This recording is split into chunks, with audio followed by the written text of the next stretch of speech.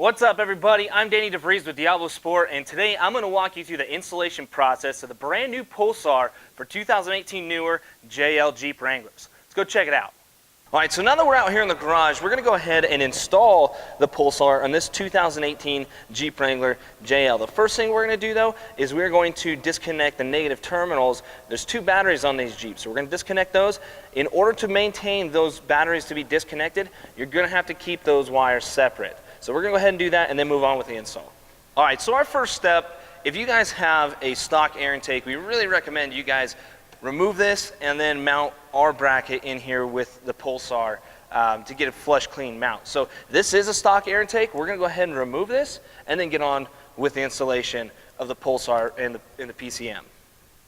Alright, so the first step I'm going to do is I'm going to go ahead and cut these zip ties here, allowing us to remove this mass airflow sensor from the stock intake. Now that we've got that done, we're going to remove the mass airflow sensor by turning counterclockwise, and it should just pull right out. Alright, so the next step in removing the air intake is we're going to go ahead and remove hose number 3 here. And you do that by pushing down this locking mechanism and pulling it out, just like that. That frees us up so we can go ahead and move on to the bolts, the hose clamps, and pull out the air intake module. So to remove these front 2 bolts here, you're going to use a 10mm socket, and to remove the hose clamps, you'll use a 8mm socket.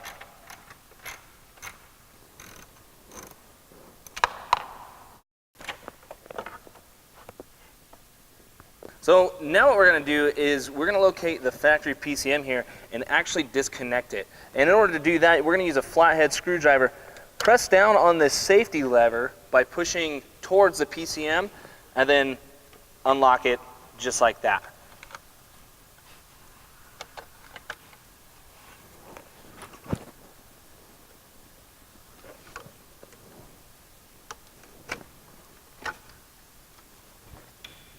Alright, so now that we've disconnected the wires for the PCM, now we're going to go ahead and remove the PCM. And for that, you're going to need a 10mm socket to undo these bolts here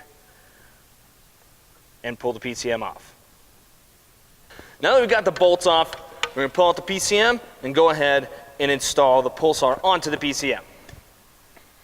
Alright, so now that we've got our PCM and our Pulsar here, what we're going to do is we're going to go ahead and install our Pulsar onto our PCM. But as you can see, it doesn't seat all the way down. So what you're going to need to do is put this on a flat surface and apply even pressure down until it seats on there evenly and flush. Alright, so now that we've got the Pulsar installed onto the PCM, now we're going to get to removing this bracket. And the first thing we're going to do is take off this wiring harness on top of the washer fluid reservoir. In order to do that, you just pull this yellow tab on the side and pull out the red lock.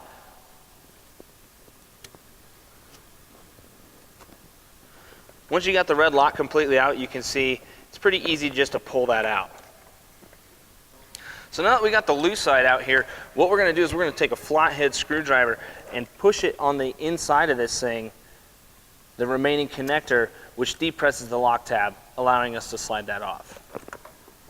And now that we've got the plugs separated from the factory harness, we're going to go ahead and take and remove the 6 zip tie holders from the harness. Now, the ones that have the square top, you can go ahead and cut those if you want, but we're just going to go ahead and pull these out.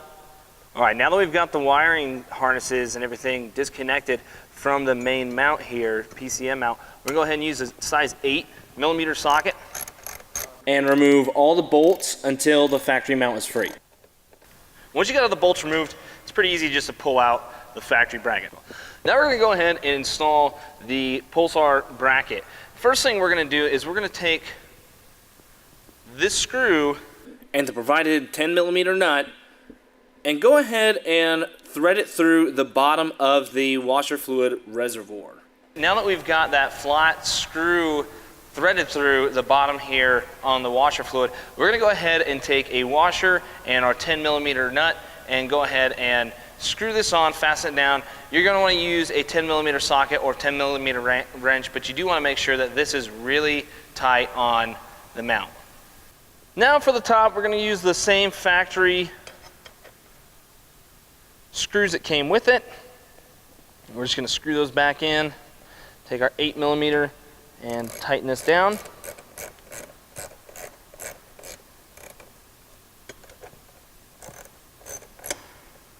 So now is the fun part. We're going to go ahead and reinstall the Pulsar and the PCM. Sliding it carefully down into here.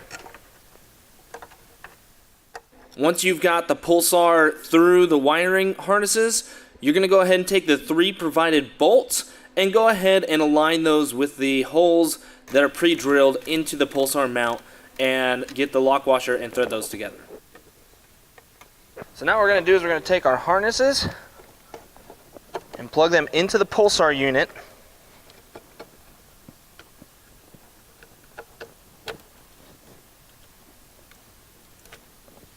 And press down until it locks into place.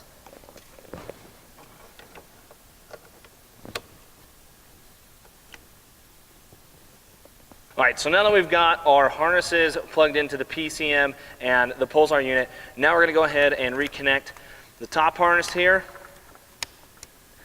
reinstall the cold air intake, reconnect the battery, and then we're going to get to tuning. So let's go ahead and do that. While you're reinstalling your factory cold air intake, you want to make sure that you are very careful when you're reinstalling the mass airflow sensor. Once you've got the mass airflow sensor installed, we're going to go ahead and rebolt on the factory bolts, reconnect the negative wire, and get to tuning. Now that we've got it installed, you're ready to hit the road.